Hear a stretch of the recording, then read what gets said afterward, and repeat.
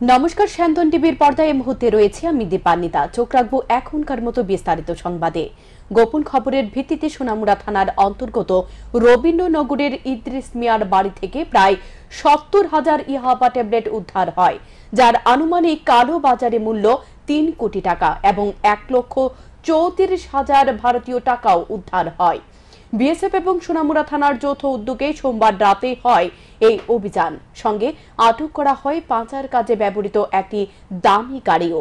Police এবং BSF এর আশার আঁচ পেয়ে বাড়ি থেকে পালিয়ে যায় পাচারকারী ইদ্রিস মিয়া। বিএসএফ এবং পুলিশের গোয়েন্দা বিভাগের কাছে দীর্ঘদিন ধরে খবর ছিল যে সোনামুড়া রবীন্দ্রনগরের ইদ্রিস মিয়ার বিভিন্ন নেশা সামগ্রী অন্য রাজ্য থেকে এখানে এনে তা পাচার করেন। এই ইদ্রিস মিয়া হচ্ছেন বর্তমান নেশা পাচারকারীদের গডফাদার।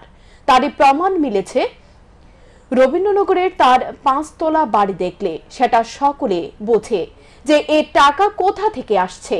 দামি গাড়ি, বিশাল বাড়ি, অর্থের লোভে বিভিন্ন অসামাজিক কাজ এবং নেশা জাতীয় দ্রব্যের পাচারের মূল কাণ্ডারি হয়ে উঠেছে এই ইদ্রিস মিয়া বলে অভিযোগ।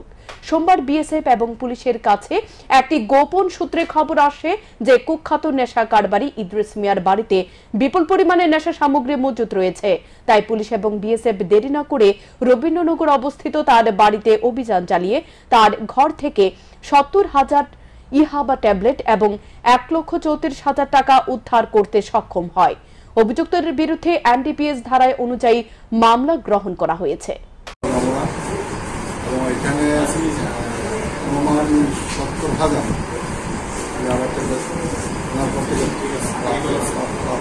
পাওয়া গেছে এবং ক্যাশ ১ লাখ টাকার উপরে ঠিক আছে তার বাড়ি থেকে পাওয়া গেছে।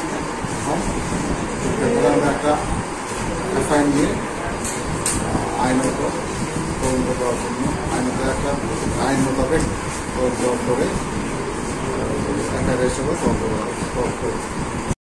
নিখোঁজ ১০ বছরের শিশু উদ্ধার হয়নি ৩ দিন পরেও। ঘটনা সোনামুড়া থানার অন্তর্গত দেবনগর এলাকায়।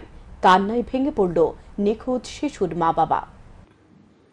সোনামুড়া থানার অন্তর্গত দেবনগর এলাকায় ১০ বছরের শিশু নিখোঁজের ঘটনায় এলাকা জুড়ে তীব্র চাঞ্চল্য সৃষ্টি হয়েছে। জানা গেছে সোনামুড়া থানার অন্তর্গত দেবনগর এলাকার প্রদীপ দাসের ছেলে রাহুল দাসকে তার মা জঙ্গলের একটি স্থানে রেখে গত রবিবার বাড়ির পাশে জঙ্গলে লাকড়ি আনতে যায়। তখন রাহুলকে জঙ্গলে বসিয়ে তার মা স্বপ্না দাস লাকড়ি জোগাড় করে সন্তানকে নিতে এসে দেখেন প্রায় ১০ বছরের শিশু সন্তান রাহুল নেই।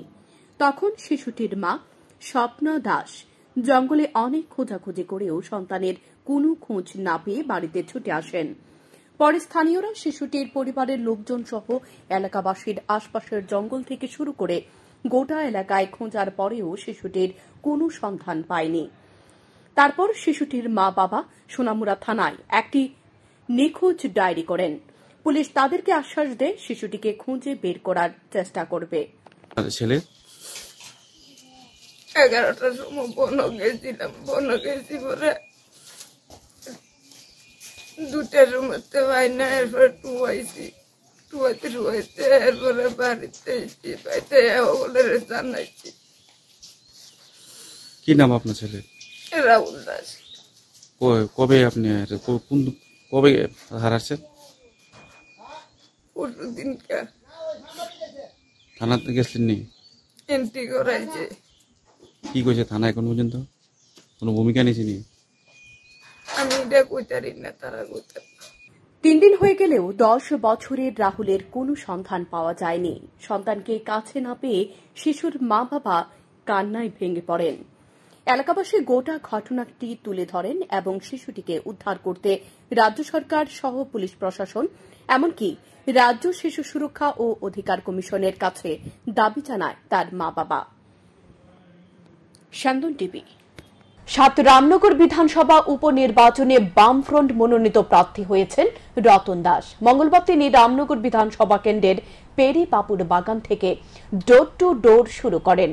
প্রচারে বের হয়ে প্রথম দিন মানুষের কাছ থেকে ব্যাপক সাড়া পেয়েছেন বলে জানান তিনি। তিনি বলেন, বর্তমান সরকারের উপর মানুষের অপরিসীম ক্ষোভ সৃষ্টি হয়ে আছে। সব ক্ষেত্রে এ সরকার ব্যর্থ। আর এই সরকার কাজ করতে ব্যর্থ বলে মিথ্যাচার ও সন্ত্রাসের উপর নির্ভর করছে। তাদের লক্ষ্য হলো গণতন্ত্র নিধন, মানুষের কাজের উপর তিতি বিরক্ত। আরো বলেন, গত বিধানসভায় নির্বাচনে মানুষ যদি নির্ভয়ে ভোট দিতে পারত তাহলে তাদের ভোট আরো বেশি কমতো। কিন্তু মানুষ বুঝতে পারছে এ সরকারের আমলে মানুষের অর্থনৈতিক বিপর্যয়, সারা দেশের মতো রাজ্যেও আর্থিক মন্দার অবস্থা চলছে, রেগার কাজ নেই, কর্মসংস্থানের অভাব চলছে। তাই এই নীতির বিরুদ্ধে আসন্ন উপনির্বাচনে অত্যন্ত গুরুত্বপূর্ণ। আসন্ন উপনির্বাচনে জয়ী হয়ে আগামী দিনে বিধানসভায় নতুন ধরনের ধরতে চায় বলে দাবি করেন মনোনীত প্রার্থী রতন দাস। রেসপন্স পাচ্ছি, মানুষ এগিয়ে আসছে না। অ্যাকচুয়ালি এখানে তো আমি আগেও বিধায়ক ছিলাম, তাদের সঙ্গে আমার পূর্ব পরিচয় আছে, আবার আসার সুযোগ হয়েছে। আমার পার্টি সিপিআইএম আমাকে প্রার্থী হিসেবে উপনির্বাচনে এখানে দাঁড় করিয়েছে মানুষের কাজ করার জন্যে। আমাদের কমরেডদের সঙ্গে নিয়ে আজকেই প্রথম বেরিয়েছি এবং সাড়া পাচ্ছি, মানুষ এগিয়ে আসছেন। কারণ এই সরকারের উপরে, এখানে যে আছে বিজেপি সরকার, এই সরকারের উপরে মানুষের খুব সীমা নেই, অপরিসীম খুব, নানা কারণে সর্বক্ষেত্রে এই সরকার ব্যর্থ। একটা যেই সরকার কাজ করতে পারে না, ব্যর্থ, এই সরকারের একমাত্র হাতিয়ার থাকে মিথ্যাচার আর সন্ত্রাস। 46 কেজি শুকনো গাঁজা আটক করতে সক্ষম হলো আরপিএফ এবং জিআরপি থানার পুলিশ। পুলিশ আটক করেছে 3 জনকে। ধৃতদের মধ্যে একজন মহিলা রয়েছেন। জিআরপি ও ওসি জানান, গোপন সূত্রের খবরে আগরতলা রেল স্টেশন থেকে পুলিশ তাদের আটক করেছে। তাদের ব্যাগ থেকে উদ্ধার হয়েছে 46 কেজি গাঁজা। তিনি জানান, ধৃতদের নাম সঞ্জীব কুমার, শম্ভু কুমার যাদব, মিলিপ্রিয়া। প্রাথমিকভাবে পুলিশ জানতে পেরেছে তারা তেজস এক্সপ্রেস দিয়ে গাঁজাগুলি বিহারে পাচার করার চেষ্টা করছিলেন। তবে কোথায় তারা গাঁজাগুলি ক্রয় করেছিল সে বিষয়ে এখনো কিছু বলতে পারছে না। অভিযুক্তদের বিরুদ্ধে এনডিপিএস ধারা অনুযায়ী মামলা নিয়ে আদালতে তোলা হবে। তারপর পুলিশ রিমান্ডে তাদের জিজ্ঞাসাবাদ চালানো হবে। বাকি অভিযুক্ত তখন পুলিশ জালে তুলতে সফল হবে বলে মনে করছেন। অন্যান্য দিনের মতো আমরাও যে দূরপাল্লা ট্রেনগুলি যায় আমরা চেকিং করি, প্লাস ডেমো ট্রেনগুলো যায় সবগুলিতেই। তো আজকেও আমাদের একটা রাজধানী এক্সপ্রেস তেজস, যেটা বিকালবেলা গিয়েছিল। তো এর আগে 3টার দিকে আমরা 3 জন লোককে ডিটেন করি। আমাদের কাছে আগেই গোপন খবর ছিল যে 3 জন লোক, এর মধ্যে একজন মহিলাও আছে, যে তারা সম্ভবত কোনো কন্ট্রোলমেন্ট নিয়ে যেতে পারে। সেই সুবাদে আমরা আগরতলা জিআরপিএফ প্লাস আরপিএফ মিলে আমরা একটা অ্যাম্বুশের মতো কিছু আমরা পুলিশি পোশাক প্লাস কিছু সাদা পোশাকও আমরা বেরিয়ে পড়ি। তো আমরা ওই 3 জনকে আমরা ডিটেন করেছি। গাঁ শব্দের অর্থ গ্রামকে বোঝায়, আর জন বলতে বোঝায় জনসাধারণকে। গ্রামীণ জনসাধারণের উৎসব, তাই নাম হয় গাজন। জনশ্রুতি হলো গাজন উৎসবের দিন শিবের সঙ্গে কালীর বিবাহ হয়, আর গাজন সন্ন্যাসীরা হলেন বরপক্ষ।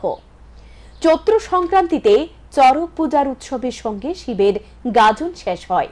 এই গাজন তথা চড়ক উৎসবকে কেন্দ্র করে বাড়ি বাড়ি 1 মাস ব্যাপী শিব এবং গৌরী সেজে ঢাকির তালে তালে নৃত্য করে খাবার সংগ্রহ করে এবং এই 1 মাস ব্যাপী নিরামিষ আহার করে তারা পরবর্তীতে চৈত্র সংক্রান্তির দিন অনুষ্ঠিত হয় চড়ক পূজা।